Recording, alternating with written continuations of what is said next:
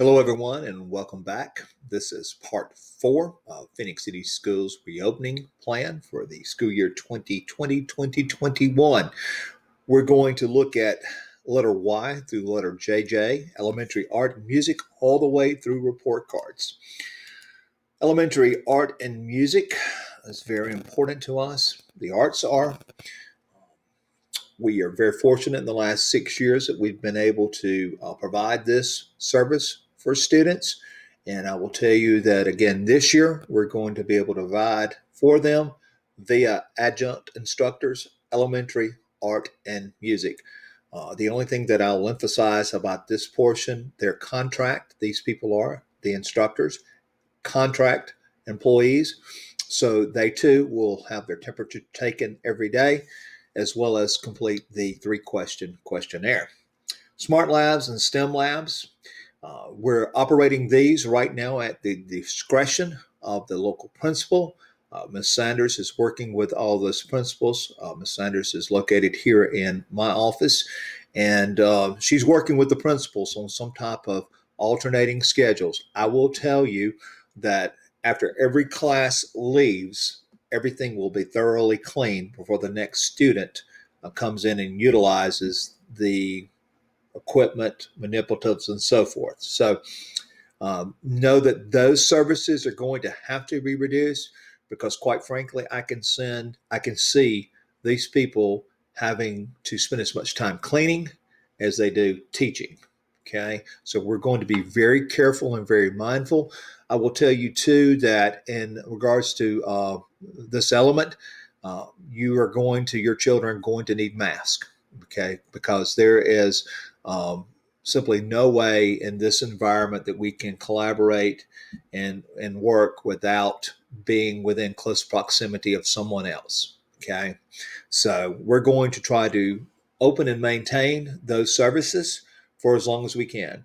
Smart Lab and STEM Labs, if there ever becomes a need to close those facilities, those programs, those employees can and will be reassigned.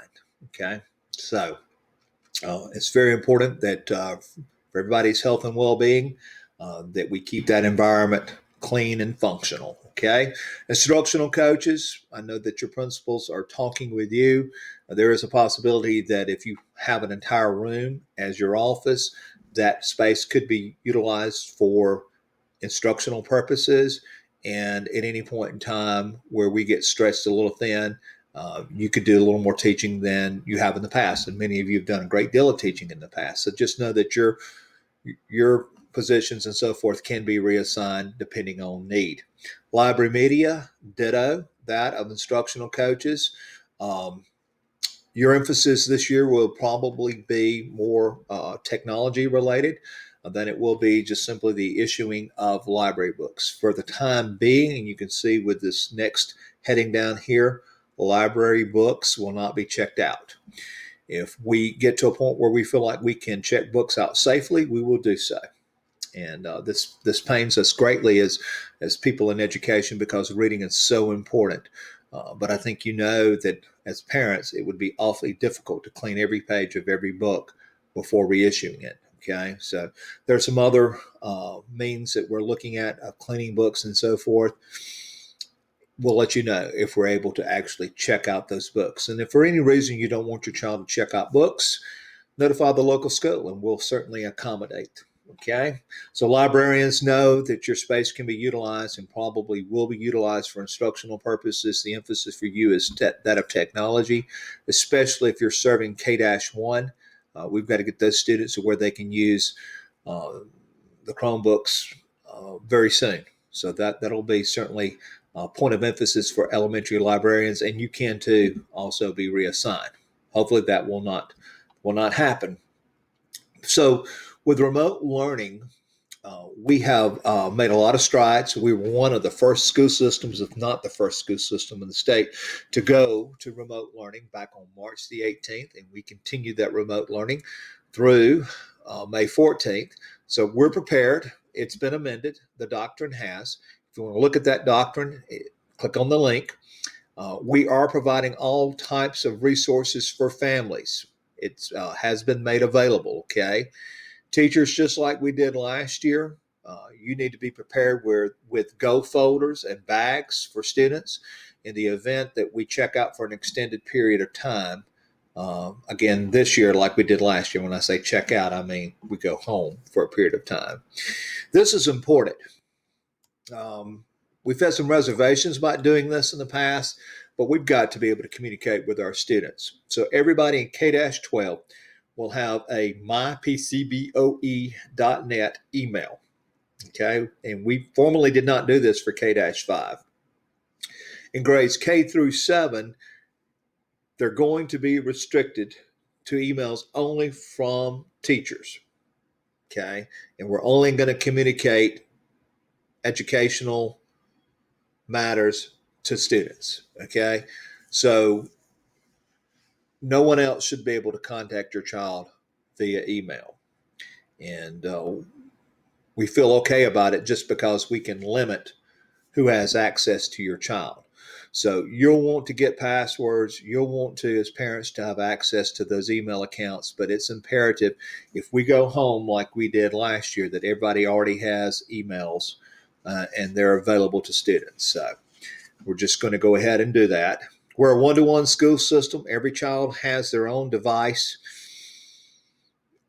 Insurance premiums, they can be paid through My School Bucks. Everything can be paid through My School Bucks. We talked about this the 1st of June.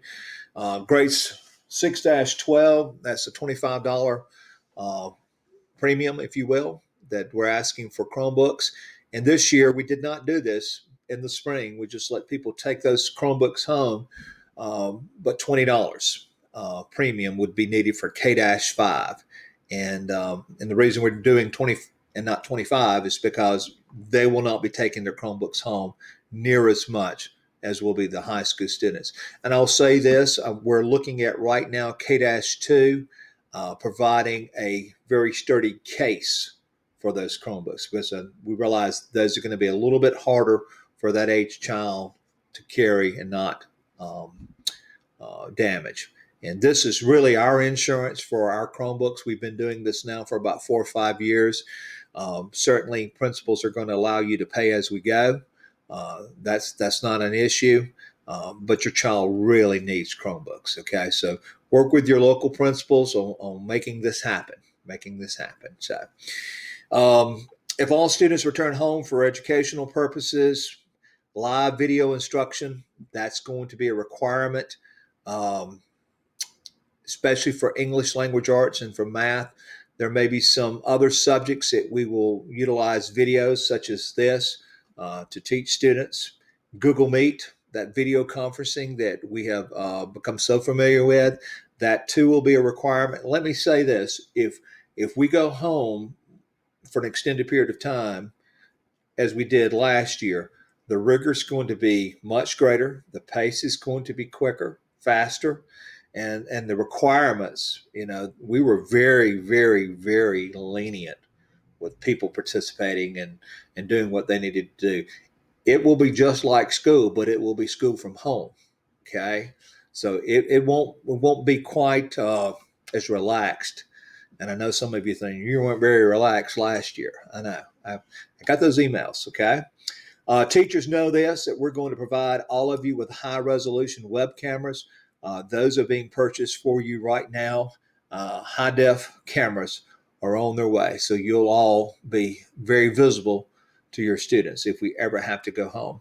And again, one of the primary things that we heard from the surveys is we as parents, we need more training to know. I remember the parent that was constantly telling their child to save their work in Google Drive. Well, Google Drive automatically saves work. So you need to know those things. And I would know those things if I didn't live in Google Drive. Okay. So we'll give you some explicit directions on how to submit assignments and so forth. We'll also give you a great explanation of what's expected of students if we have to go home to that environment. Here are some links that we're already providing for you if you want to go ahead and just familiarize yourself with Google G Suite and what we're trying to do with our one-to-one initiative. Elementary students, professional learning As far as accessing and interacting with digital textbooks, that information will be provided, um, and some other how-tos such as conducting read alouds from home with your child, and teach you how to utilize some video conferencing and looking at some pre-recorded videos and so forth. And we're going to have a lot of Google Meets. The open house that you've been used to coming to school and participating in, it will be done virtually. STEM nights, literacy nights, such as, will all be done virtually. So you will want to know how to utilize Google Meet. And we're going to require that we communicate with you at least in regards to professional learning at least once a month. Smartboard, floor activities, and so forth, while we're at a level 4, they will not occur. So sit crisscross applesauce on the floor, shoulder to shoulder, as some of our elementary students have done in the past. That's not going to happen. They're going to be as far from one another in the classroom as we can possibly put them. I've asked teachers not to bring their reading nooks back and so forth so that we can space students appropriately. Principals have already been going into the rooms and making sure that desks are far, far apart as far as we can get them. As far as work on the walls and so forth, and smartboard where we come up and we drag one item to the next, that will not take place either. So we're going to limit physical contact in and behind one another to the greatest extent possible. Small group pullouts, push-ins. For the time being, we're going to continue that. Sometimes when students have special needs, we might pull them out of a classroom and take them to a smaller classroom and give them some instruction. We're going to continue that to the greatest extent possible. But if we ever need to limit the pullouts or coming into the classrooms, we have that ability to do that. Okay. Physical education, students will participate in non-contact, social distance, physical activities. I think it's going to be important that we continue PE to the greatest extent possible, because this will be one of the few times that students will actually be able to, and I'm thinking K through 8 mostly here, to be able to get out of the classroom. But there won't be any free play, and it hurts my heart because I was one of those kids that really enjoyed PE growing up, and I enjoyed free play.